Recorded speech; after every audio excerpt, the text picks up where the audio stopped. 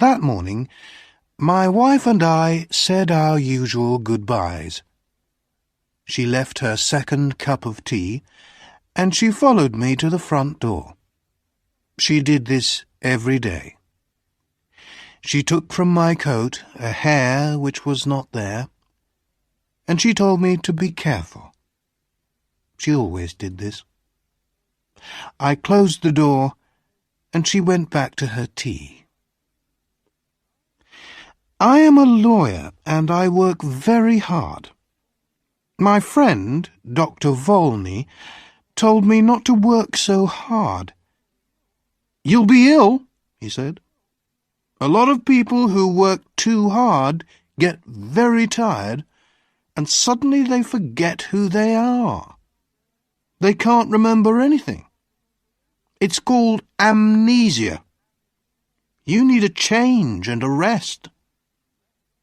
"But I do rest," I replied. "On Thursday nights my wife and I play a game of cards, and on Sundays she reads me her weekly letter from her mother." That morning, when I was walking to work, I thought about Dr. Volney's words. I was feeling very well and pleased with life. When I woke up, I was on a train and feeling very uncomfortable after a long sleep. I sat back in my seat and I tried to think. After a long time, I said to myself,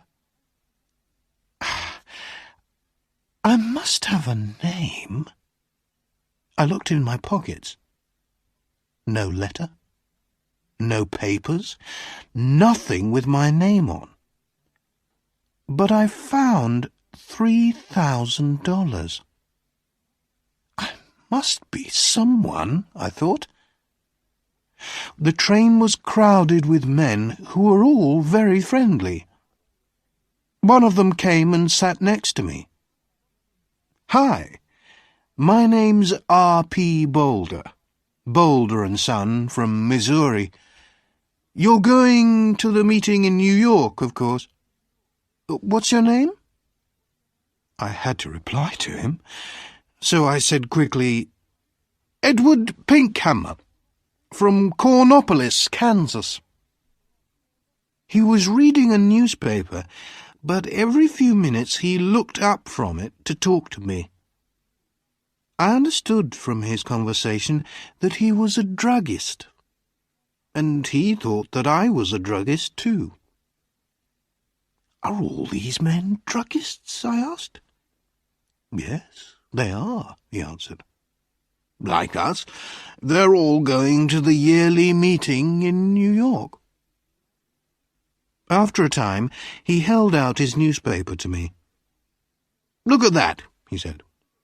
"Here's another of those men who run away and then say that they have forgotten who they are. A man gets tired of his business and his family, and he wants to have a good time. He goes away somewhere, and when they find him, he says that he doesn't know who he is and that he can't remember anything." I took the paper and read this. Denver, June 12th. Elwyn C. Belford, an important lawyer in the town, left home 3 days ago and has not come back. Just before he left, he took out a lot of money from his bank. Nobody has seen him since that day. He is a quiet man who enjoys his work and is happily married. But Mr. Belford works very hard, and it is possible that he has amnesia. "But sometimes people do forget who they are, Mr. Boulder," I said. "Oh, come on," Mr. Boulder answered. "It's not true, you know. These men just want something more exciting in their lives. Another woman, perhaps. Something different." We arrived in New York at about 10 o'clock at night. I took a taxi to a hotel, and I wrote the name Edward Pinkhammer in the hotel book. Suddenly, I felt wild and happy. I was free. A man without a name can do anything. The young man behind the desk at the hotel looked at me a little strangely. I had no suitcase. "I'm here for the druggist's meeting," I said. My suitcase is lost." I took out some money and gave it to him. The next day I bought a suitcase and some clothes, and I began to live the life of Edward Pinkhammer. I didn't try to remember who or what I was. The next few days in Manhattan were wonderful. The theatres, the gardens, the music, the restaurants, the nightlife, the beautiful girls. And during this time, I learned something very important. If you want to be happy, you must be free. Sometimes I went to quiet, expensive restaurants with soft music. Sometimes I went on the river in boats full of noisy young men and their girlfriends. And then there was Broadway with its theatres and bright lights. One afternoon, I was going back into my hotel when a fat man came and stood in front of me.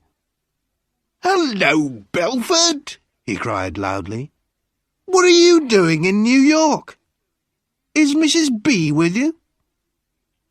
"I'm sorry, but you're making a mistake, sir," I said coldly.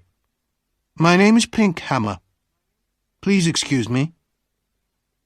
The man moved away in surprise, and I walked over to the desk. Behind me, the man said something about a telephone. "Give me my bill," I said to the man behind the desk, "and bring down my suitcase in half an hour."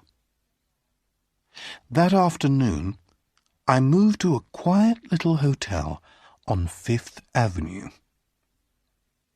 One afternoon, in one of my favourite restaurants on Broadway, I was going to my table when somebody pulled my arm. "Mr. Belford!" a sweet voice cried. I turned quickly and saw a woman who was sitting alone. She was about 30, and she had very beautiful eyes. "How can you walk past me like that?" she said. "Didn't you know me?" I sat down at her table. Her hair was a beautiful red gold colour. "Are you sure you know me?" I asked. "No," she smiled. "I never really knew you." "Well, my name is Edward Pinkhammer," I said, "and I'm from Kansas." "So you haven't brought Mrs. Belford with you, then?" she said, and she laughed. "You haven't changed much in 15 years, Elwyn." Her wonderful eyes looked carefully at my face. "No," she said quietly. "You haven't forgotten. I told you that you could never forget." "I'm sorry," I answered, "but that's the trouble. I have forgotten. I've forgotten everything." She laughed. "Did you know that I married 6 months after you did? It was in all the newspapers." She was silent for a minute. Then she looked up at me again. "Tell me one thing, Elwyn," she said softly. "Since that night 15 years ago, can you touch, smell, or look at white roses and not think of me?" "I can only say that I don't remember any of this," I said carefully. "I'm very sorry." I tried to look away from her. She smiled and stood up to leave. Then she held out her hand to me, and I took it for a second. "Oh, yes, you remember," she said, with a sweet, unhappy smile. "Goodbye, Elwyn Belford." That night I went to the theatre, and when I returned to my hotel, a quiet man in dark clothes was waiting for me. "Mr. Pinkhammer," he said, "can I speak with you for a minute? There's a room here." I followed him into a small room.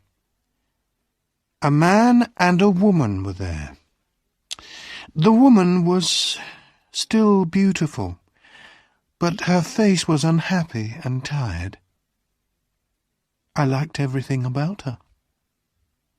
The man, who was about 40, came to meet me.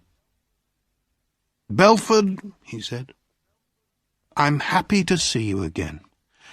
I told you that you were working too hard. Now you can come home with us. You'll soon be all right." "My name," I said, "is Edward Pinkhammer. I've never seen you before in my life." The woman cried out, "Oh, Elwyn! Elwyn! I'm your wife!" She put her arms around me, but I pushed them away. "Oh, Dr. Volney, what is the matter with him?" the woman cried. "Go to your room," the doctor said to her. "You'll soon be well again." The woman left, and so did the man in the dark clothes. The man, who was a doctor, turned to me and said quietly, "Listen, your name is not Edward Pinkhammer." "I know that," I replied, "but a man must have a name." "Why not Pinkhammer?" "Your name," the doctor said, "is Elwyn Belford. You are one of the best lawyers in Denver, and that woman is your wife." "She's a very fine woman," I said, after a minute. "I love the colour of her hair." "She's a very good wife," the doctor replied. "When you left 2 weeks ago, she was very unhappy. Then we had a telephone call from a man who saw you in a hotel here." "I think I remember him," I said. "He called me Belford. Excuse me, but who are you?" "I'm Bobby Volney. I've been your friend for 20 years and your doctor for 15 years. Elwyn, try to remember." "You say you're a doctor," I said. "How can I get better? Does amnesia go slowly or suddenly?" "Sometimes slowly, sometimes suddenly." "Will you help me, Dr. Volney?" I asked. "Old friend," he said, "I'll do everything possible." "Very well. And if you're my doctor, you can't tell anybody what I say." "Of course not," Dr. Volney answered. I stood up. There were some white roses on the table. I went over to the table, picked up the roses, and threw them far out of the window. Then I sat down again. "I think it will be best, Bobby," I said, "to get better suddenly. I'm a little tired of it all now. Go and bring my wife Marian in now. But, oh, Doctor, I said with a happy smile. Oh, my good old friend. It was wonderful.